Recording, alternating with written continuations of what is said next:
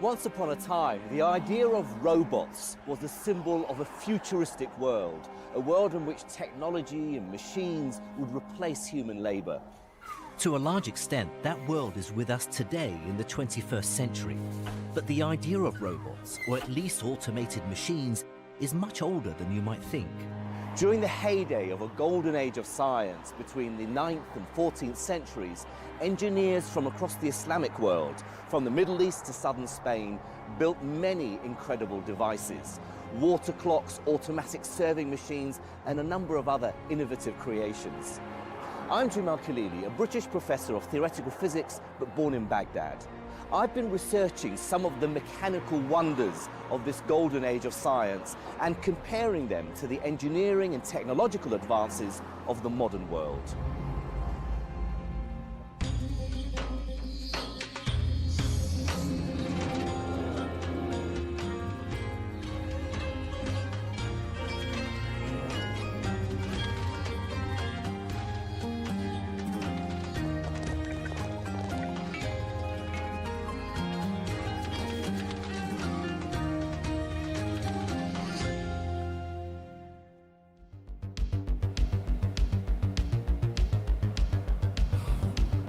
For years, we've been promised that we'd have robots in our homes carrying out household chores, and that hasn't really happened. Well, here's something that might change all that. In this lab, they're developing a prototype robot that we might, sometime soon, have in our kitchens at home.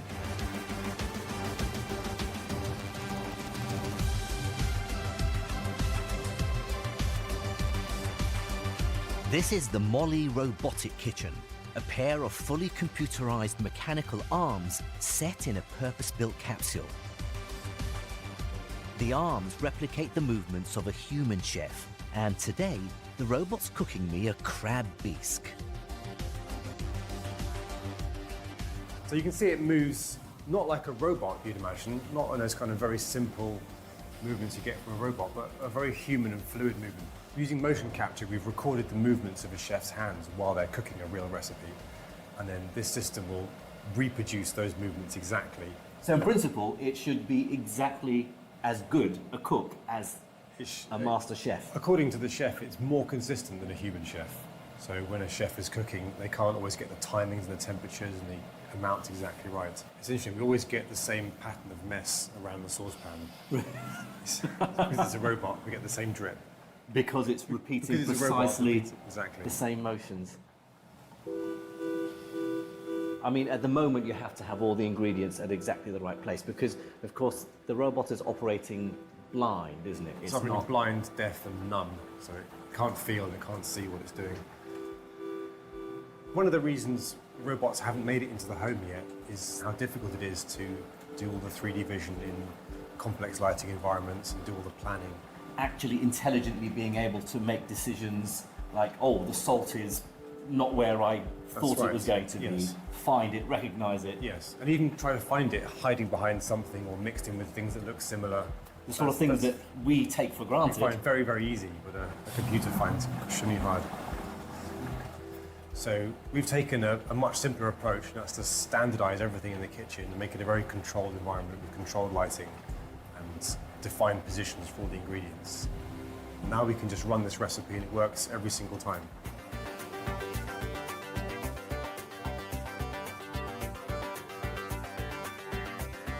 The last detail is to add a few drops of truffle oil. Ah. And there you go.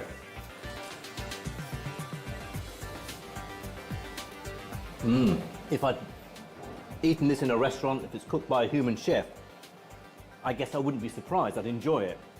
For some reason, I wasn't quite expecting it to taste so nice and to, I mean, this is exactly as a chef would cook it. And yet I've witnessed a robot making me a very nice dish. Of course, this robot relies on the very latest technology. But what was the state of the art at the beginning of the Golden Age? Well, we find our answer in the Kitab Al-Hiyal, or the Book of Tricks, written around 850 AD by the three Banu Musa brothers. The book contains a range of ingenious inventions and contraptions, everything from entertainment to making life easier. Things like water dispensing devices, a self-correcting lamp, and lots of different mechanical tools. They drew their inspiration from ancient Greek, Chinese, Persian, and Indian engineering. But it's believed that the inventions in the book go much further than anything else that had been seen before. At the Museum of Islamic Art in Qatar, they've an early copy of the Kitab Al-Hiyal in their collection.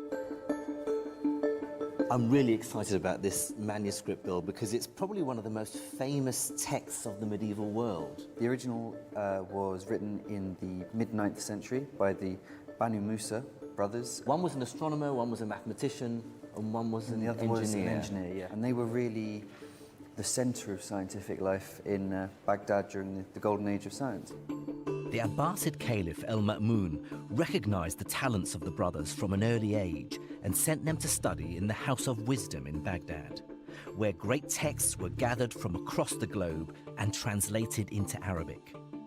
During their time in the House of Wisdom, they grew in influence and even became patrons of other translators. As well as translation, they wrote many works of their own, including the Book of Tricks. It's called the Kitab Al-Hiyal, which literally means the Book of Tricks, or the Book of Trickery. But they're not tricks in the sense of magic tricks. These are contraptions and devices. I guess executive toys is probably the best term for it. But I mean, it's full of beautiful diagrams showing valves and levers and gears, and very, very clever. They employed these incredibly forward-thinking processes, things that weren't really adapted until many centuries later, things like crankshafts. They were using things like differences in pressures in liquids and also in air to make things appear to move by themselves, to act under their own volition. There's the famous robotic flute player that operates through sort of water pressure. Yep, and there's the self-trimming lamp. There's all these kind of things that must have seemed like magic at the time, hence the idea of trickery. I guess a lot of the ideas do go back to the ancient Greeks, people like Archimedes, for instance, but they're putting them together in a way that was slightly different. Yes, it's not just a translation movement, it's a rethinking movement as well. The stuff in this book is more than just fun toys. It tells us that what they were doing at this time, it was the mid-9th century, the zenith of the golden age, they were carrying out proper scientific experimentation.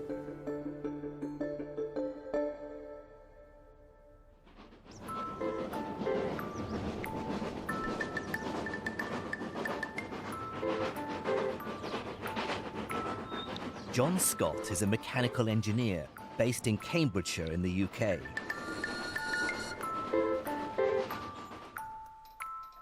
He builds and tests historic inventions, and currently he's reconstructing one of the Banu Musa brothers' most complicated devices, the flute which plays itself. Right, Jim, here's the device. Oh, that's fantastic. Oh, you even got the little character there. Yes. So, I mean, the Banu Musa brothers are said to have built this, or at least wrote about this flute that plays itself. Yeah. How much detail was there that you could get hold of to allow you to reproduce it? Well, there was a reasonable amount. There are references, but there are different, apparently different translations, so some things are not entirely clear. Presumably, modern scholars, historians looking back at this, there's a lot of guesswork involved. Oh, absolutely, about how they solved the problems, if indeed they did. Yeah. So talk me through it. How does this work? Right, well, the basic principle is that there is a drive wheel here which operates this rotating drum. That would have been water-powered originally. Right. And there are a series of effectively cams which lift little arms which then seal or unseal the tone holes on the flute. And air passes through. So air comes in here. Okay, well, can we have a demonstration? Yeah, Let's we hear can it. turn some air on. So you get a little tone there. Right. And as you rotate that, you'll find it go. Now, at the moment, it's what you might call programmed to make a scale, but of course, you could make tunes out of it by varying these. That's Devices. fantastic. So you've got this just as a scale, but of course these could be rearranged. Yes. in a sense, this is an early programmable It is machine, very much so. programmable computer. And if you think it's way before musical boxes, which were sort of 16th, 17th century inventions, so yes, it's a very clever thing for the period. But of course, you use a pressurised air supply to blow the air through. How would the Banu Musa brothers have done this? Well, as far as we know from the references, there are two ways. One was apparently to provide a steam supply, a very low pressure steam supply. So And that in itself is well, remarkable. it is. Steam power. Yes, the in early the 9th steam century. power, that's right. The other way of doing it was to use a system of chambers, two chambers, which could be filled up with water and emptied. If you imagine the two chambers, as one is filling up, the other one is going down. This one filling up, the air trapped is being fed into here, and then this one starts to empty, this one starts to fill, and the air trapped in there is then provides the continuous flow. Right. So it's like this operation, much like a conventional bellows, but this is a water-powered bellows. So the whole contraption is controlled Yeah, by water. brilliant, yeah. Water powering, moving the these wheels and cogs around, but water also powering, pushing the air through it in the first place. Yeah. It fits in with their general philosophy because they were obviously involved a lot in water lifting, water movement devices. So water was obviously, as a motive power, was very much in mind. So I imagine when they came to develop this, water power was the first thing they thought of to make it work.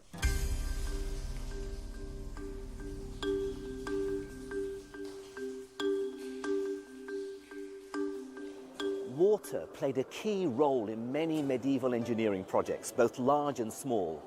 The Islamic world inherited many techniques of irrigation and water supply from the Egyptians, Greeks and Romans.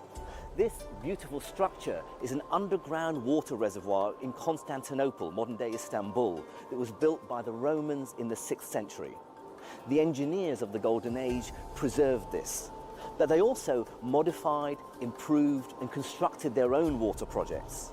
They also developed new techniques to capture, store and raise water. Many sophisticated hydraulic pumps and water-raising devices were developed by Al-Jazari, one of the most prolific engineers of the Islamic world. Born in the 12th century, he served as a royal engineer at the Artuklu Palace in what is now Turkey.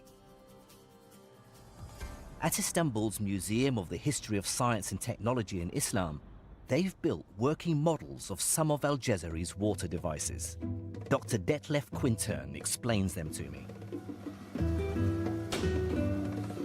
As you have a look inside this building, you can see a donkey, and this donkey moving a mechanism, bringing into running these gears, as you can see, and then lifting the water up to these channels. That's quite a sophisticated machine. It is a sophisticated, I mean, Al-Jazari, he was a more fascinating engineering. Water devices like Al-Jazari's were hugely important throughout the Islamic world as their empire spread across the globe. Engineers of the Golden Age built reservoirs and impressive dams, many of which still survive today across the Middle East and Islamic Spain. As well as these dams, in places like Cordoba, Iran and Syria, irrigation was also provided by norias, from the Arabic na'ura, which are giant scooping water wheels. But as populations grew throughout the Islamic world, it became necessary to have more advanced devices. And towards the end of the 12th century, Al-Jazari developed sophisticated water pumps. So have a look on this even more sophisticated water lifting devices.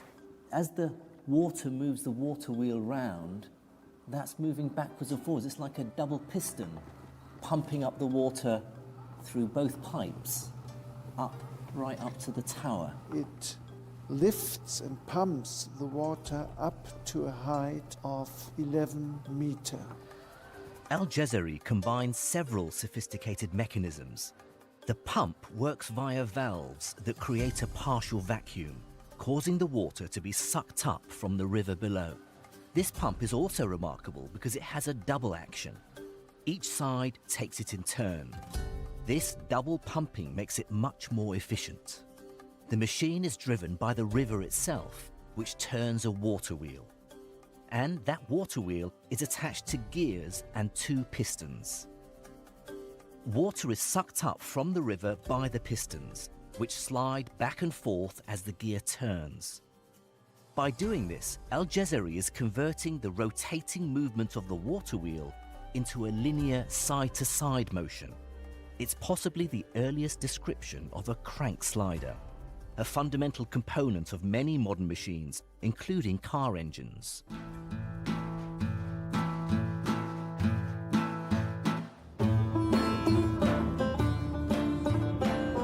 We know about Al-Jazari's devices because he wrote about them in great detail. And an early copy of his greatest work exists right here in Istanbul. The Ottomans conquered Constantinople, modern-day Istanbul, towards the end of the Golden Age. And when they took power, many thousands of manuscripts were transferred here to Istanbul.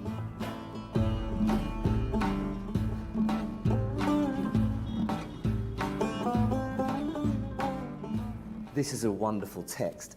It dates back to the mid-1200s.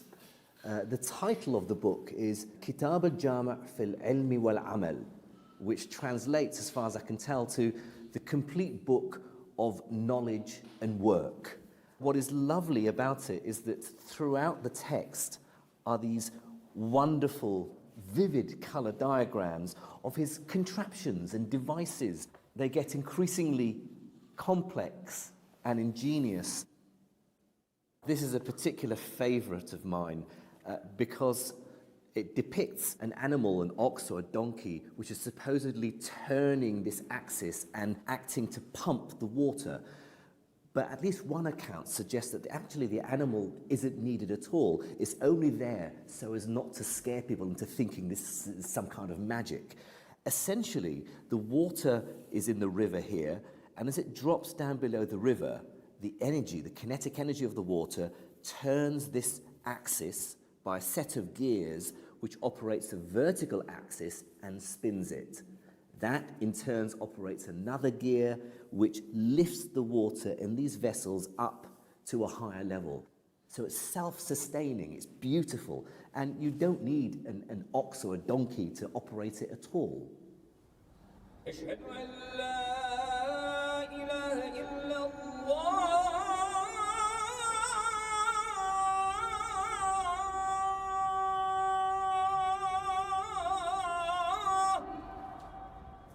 In Islam, followers of the faith are required to pray at specific times during the day, and so knowing the time accurately is very important.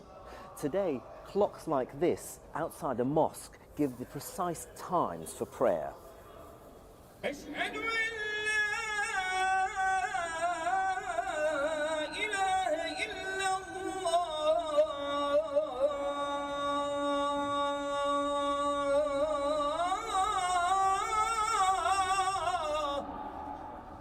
Al-Jazari and other engineers of the Golden Age devised a great many clocks, which were more accurate and elaborate than what had gone before. Al-Jazari wrote about clocks that relied on candles, were driven by weights, or were regulated by water. But his most famous creation was the extravagant elephant clock.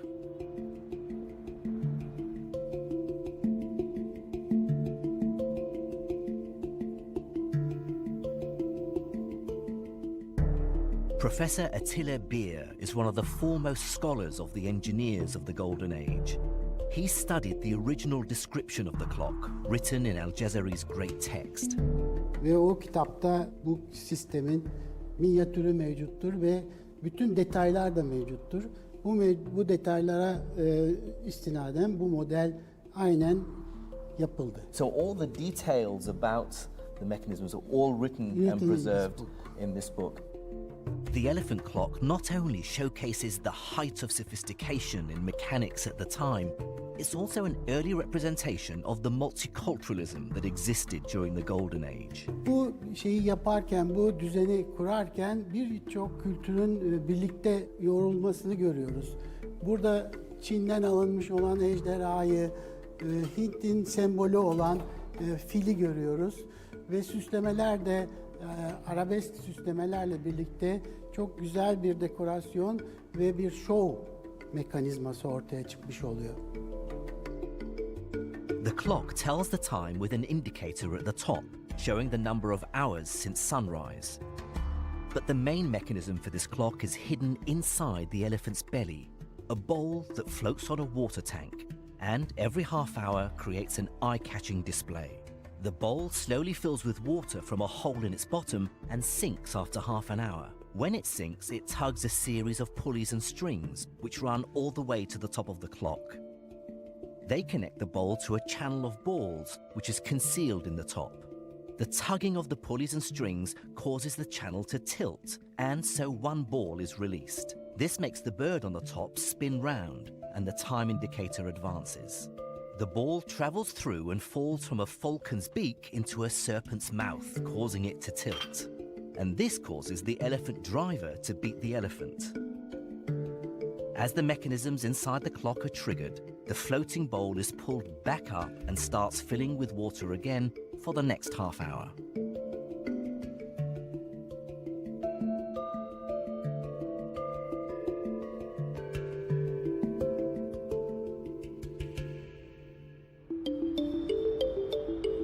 There's another inventor who's been associated with perhaps one of the most extravagant claims of the Golden Age.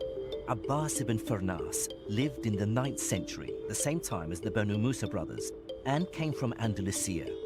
Amongst his achievements, he studied glass extensively, devising a new method of manufacturing colored glass, and even making early corrective lenses, a precursor to reading glasses. But there's one story about him which, if true, is absolutely remarkable. Humankind has always dreamt of flight, since long before the Wright brothers built their first aeroplane. In fact, we know that back in the 15th century, Leonardo da Vinci drew diagrams of gliders. But supposedly 700 years before da Vinci, Abbas Ibn Firnas had already taken to the skies. Andy Green is a pilot with the British Royal Air Force, and I want to get his opinion on whether Ibn Firnas could really have made himself fly over 1,000 years ago.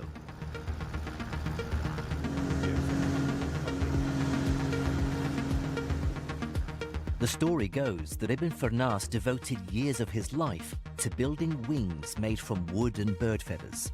Accounts say that he jumped off a tower or a hillside and remained airborne for minutes, sailing over the flat lands outside Cordoba. Just how likely is this story to have been true? I'd love to think it was possible, but he's got some big challenges in doing that. 1,000 years ago, having the engineering, structural technology to be able to produce the wings, the materials at the time would have left him with a very heavy flying machine. He would have had to run awfully quickly to get it airborne, even faster to survive the landing.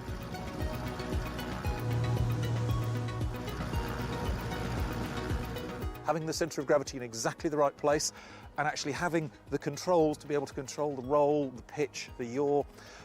There's 100 years of design and science and development have gone into the technology on this aeroplane right now.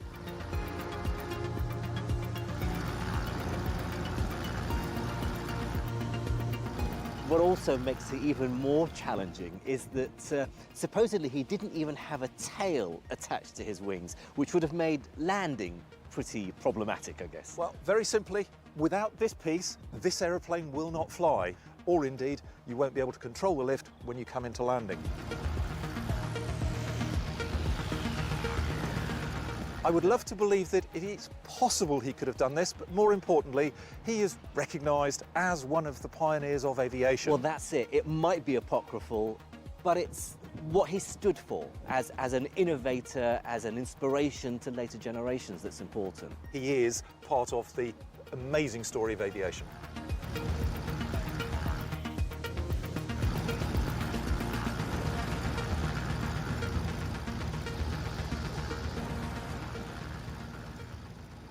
We don't know for sure whether Abbas Ibn Firnas' story is true, but what we do know is that there were incredible engineers and inventors during the Islamic world in the Golden Age, men like Al-Jazari and the Banu Musa brothers, who created incredible mechanisms to build intricate and detailed inventions over 1,000 years ago. Next time, we look at how the scholars of the Golden Age started to develop the field of chemistry. Oh, wow. We see how they created new equipment and industrialized chemical processing. We put the pure olive oil here. And how they began to turn the superstition of alchemy into the science of chemistry, so important to our lives today.